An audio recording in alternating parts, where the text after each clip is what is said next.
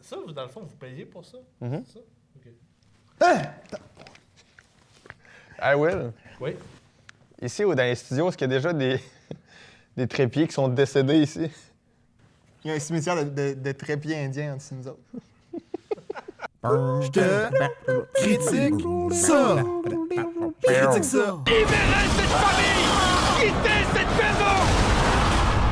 Alors, bonjour, bienvenue tout le monde à cette nouvelle émission de Je te critique ça. Aujourd'hui, une émission... comment je pourrais dire? Une famille tranquille emménage dans une maison qui devient le théâtre d'étranges phénomènes. Une nuit, la cadette de la famille est enlevée. La famille doit alors affronter des poltergeists qui ne leur laissent aucun répit. Je l'ai bien aimé. Je te dirais que 75% du film, je l'ai aimé. Je trouve qu'ils l'ont perdu carrément dans les derniers 15 minutes. Là, je trouve qu'ils sont carrément égarés bien dur. Il y a beaucoup trop d'effets faits à l'ordinateur. Puis c'est pas une histoire de « Ah, les films aujourd'hui sont faits à l'ordinateur » puis tout. C'est très bon, ça, qu'un film soit fait à l'ordinateur, un film d'action, par exemple. On veut pas voir des effets faits à l'ordinateur trop visibles dans un film d'horreur parce que ça enlève tout l'aspect horreur. T'as aucun sentiment de danger, t'as aucun sentiment d'avoir peur. T'as la lampe qui tombe à terre puis elle éclaire l'ombre de la petite fille sur le mur, OK? Ça aurait été super effrayant si ça avait été fait pour de vrai. Moi, je suis parmi les trois celui qui aime le plus les films d'horreur. Je pense que c'est confirmé. Ouais. Moi, comment j'évalue ce film-là, je vous dirais que ça paraît trop des fois que c'est comme un cadre où tu sais, l'enfant tout seul qui voit des affaires, mais finalement, personne ne croit. Mais moi, je trouve une affaire qui clash beaucoup. La famille, on n'y croit pas du tout que c'est une vraie famille. La mère a l'air plus vieille que son chum. Le chum a pas l'air d'un père. L'enfant, le petit garçon, là, c'est probablement un des pires personnages que j'ai vu depuis très longtemps. Et super inconscient au début, il a peur du tissu, il a peur des Kleenex. Puis là, à la fin, quand c'est le temps de retrouver sa fille, il parle au monde en la regardant dans les yeux en disant « Tu dois retrouver ma sœur, jeune débile, je veux pas faire télé-réalité, je veux retrouver ma sœur. » Puis après dire, moi, mon personnage préféré dans le film, puis je l'ai dit après 15 secondes, c'est la petite fille. Elle est vraiment très drôle, elle est attachante, puis la voix traduit d'un enfant, et on sait que des fois, quand il traduit des enfants, c'est... Écoute, je l'ai l'adopter. Si seulement elle était pas hantée, là, mais... Puis il fallait être en couple pour adopter. Le monde reproche tout le temps qu'un film ressemble pas assez à l'original, mais ils ont tort. C'est ça qui fait que le film est pas bon. Je vais t'avouer, là, est-ce qu'on peut avoir une famille qui se fout... Tu sais, eux autres, là, ils vivent des affaires incroyables.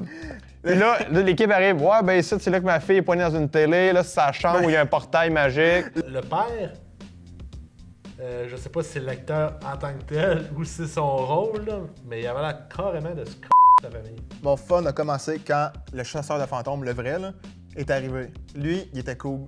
Il était pas assez badass à mon goût. Puis même Ouais, exemple, à la fin, vrai. quand il est allé dans le portail, il l'a fait de façon comme s'il était en danger, mais dans le fond, lui, il aurait dû juste rentrer ben droit dans le portail puis aller faire sa job. Je vais amener un détail qui est si simple, mais qui m'a agacé, là. Les fins de scène un peu comme des séries télé. Genre, pensez-vous qu'on va retrouver notre fille?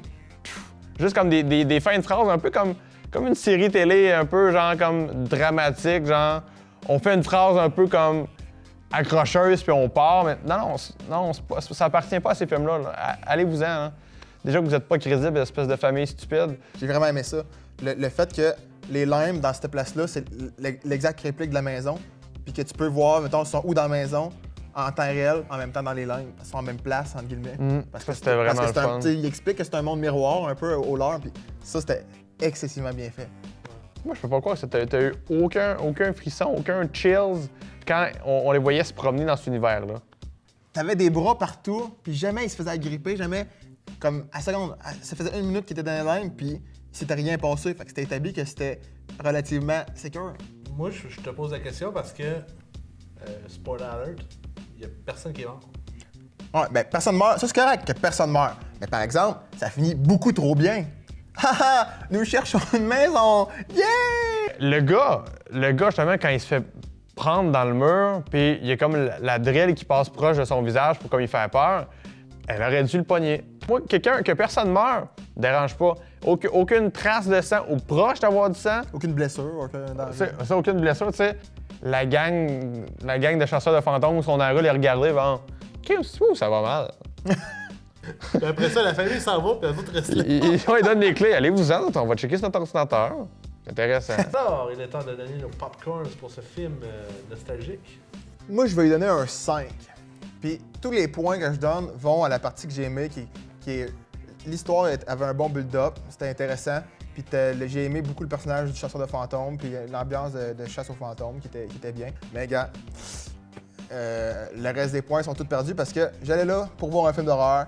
Puis ce qui est le fun d'un film d'horreur, c'est avoir peur, et j'ai jamais eu peur. Évidemment, moi, je trouve qu'il y a plusieurs choses qui ont manqué.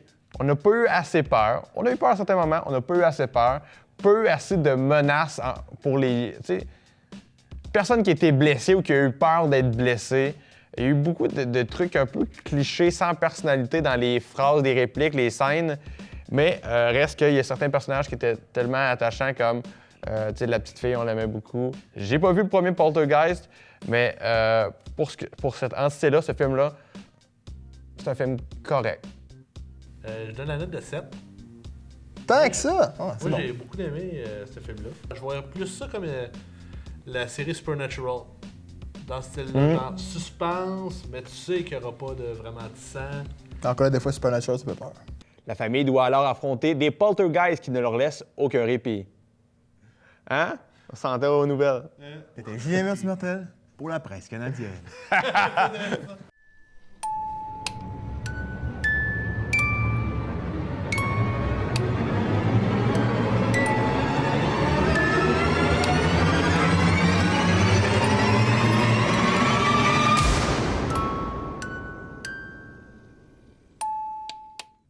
Je te critique ça.